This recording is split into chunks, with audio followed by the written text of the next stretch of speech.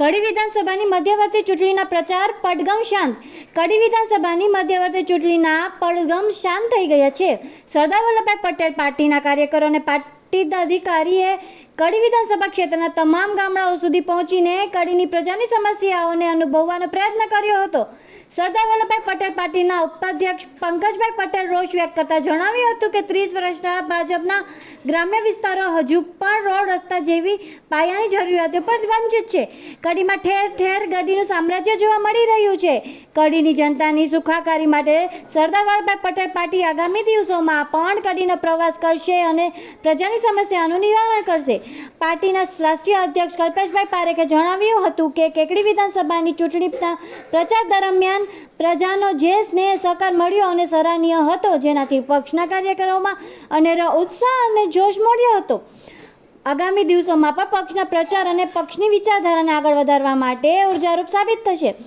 પક્ષના સહમંત્રી રાકેશભાઈ પટેલે આકરા પ્રહારો કરતા જણાવ્યું કે સત્તામાં લોકો આવે છે, જાય છે, પણ પ્રજાની સ્થિતિમાં માત્ર ફરક નથી આવતો.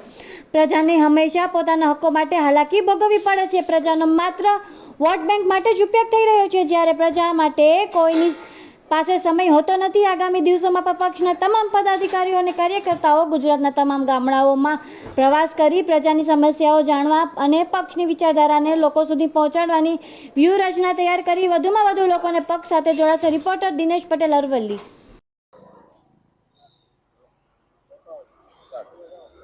કડી વિધાનસભાની મધ્યવર્તી ચૂંટણીની જ્યારથી જાહેરાત કરવામાં આવી એ પછી પ્રચાર દરમિયાન સરદાર વલ્લભભાઈ પટેલ પાર્ટીના માધ્યમથી કડી વિધાનસભા ક્ષેત્રના દરેક ગામડાઓ અમે ખૂંદી વળ્યા છીએ.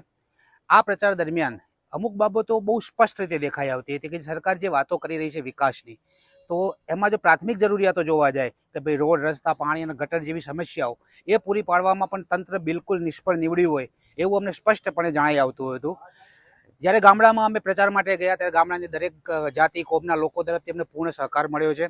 દરેક લોકો બદલાવ ઈચ્છી રહ્યા એવું લાગ્યું, પણ એ લોકો અસમંજસમાં પણ દેખાતા હતા. એવું વિચારતા કે કોઈ નવી પાર્ટી છે કે પણ એકચ્યુઅલી પાર્ટી બહુ જૂની છે. અમે અત્યારે ગુજરાતની અંદર જ્યારથી એક્ટિવ થયા છીએ ત્યારથી અમારું સતત અવિરત કાર્ય ચાલુ છે અને આગળ પણ ચાલુ રહેશે. કોંગ્રેસને એ લોકો મત આપવા માંગતા નથી એવું મને સ્પષ્ટ દેખાણું, કારણ કે કોંગ્રેસ ઉપર હવે પ્રજા ભરોસો કરી શકતી નથી, કારણ કે એમના મતદારો મોટાભાગે વેચાઈ જતા હોય છે અને પક્ષ બદલો કરતા હોય છે. એટલે કોંગ્રેસ માટે પણ આ વખતે કપરા ચઢાણ છે. ભાજપથી પ્રજા ત્રસ્ત થઈ ચૂકી છે, પણ પ્રજાને કોઈ એવો ચોક્કસ ઓલ્ટરનેટ મળતો નથી. તો સરદાર વલ્લભભાઈ પટેલ પાર્ટીના આ વખતે પુષ્કળ પ્રેમ મળ્યો છે.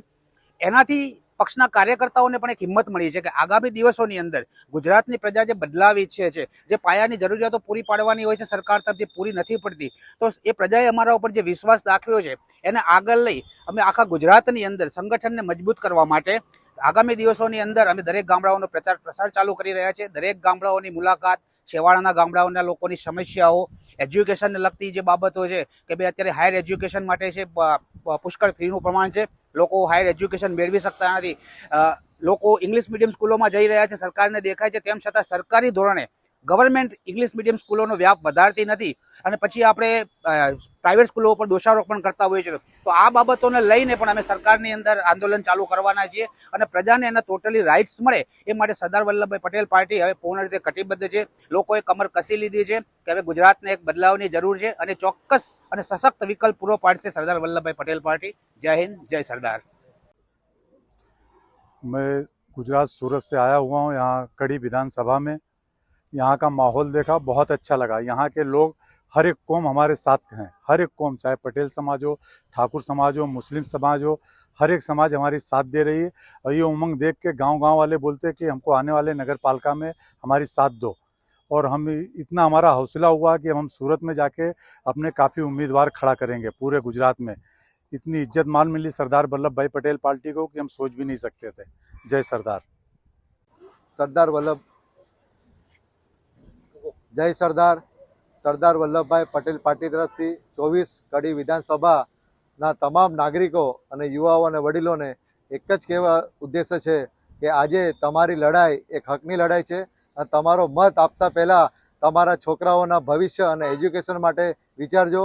આવનારા સમયમાં મહિલાઓની સુરક્ષા માટે, યુવાઓના રોજગાર માટે, સ્થાનિક લોકોને રોજગાર મળે, યુવાઓને આગળ એજ્યુકેશનમાં સારો મોકો આપવા માટે તથા તમારા ગામડાઓમાં જે નાની મોટી સુવિધા નથી એ સુવિધાઓને અમે સરદાર વલ્લભભાઈ પટેલ પાર્ટીથી પરિપૂર્ણ કરવા માંગીએ છીએ અને અમારો સંકલ્પ છે કે કડી વિધાનસભામાં આમ જનતાનો અવાજ બનીને અમે ઊભા રહીએ.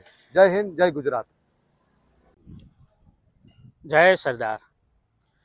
24 કડી વિધાનસભાની 19 તારીખે જે ઇલેક્શન છે તેના પ્રચાર માટે અમે ગુજરાત કડી તાલુકાના તમામ ગામડામાં ફરી અને ગામની સમસ્યાઓ અમે જાણી છે.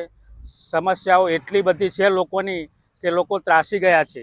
તો આવનારા દિવસોમાં અમે સરદાર વલ્લભભાઈ પટેલ પાર્ટી હવે દરેક ગામડે જઈને દરેકની સમસ્યાઓ જાણી અને તેનું સમાધાન કરવા માટેનો પ્રયત્ન જરૂર કરીશું. જય સરદાર.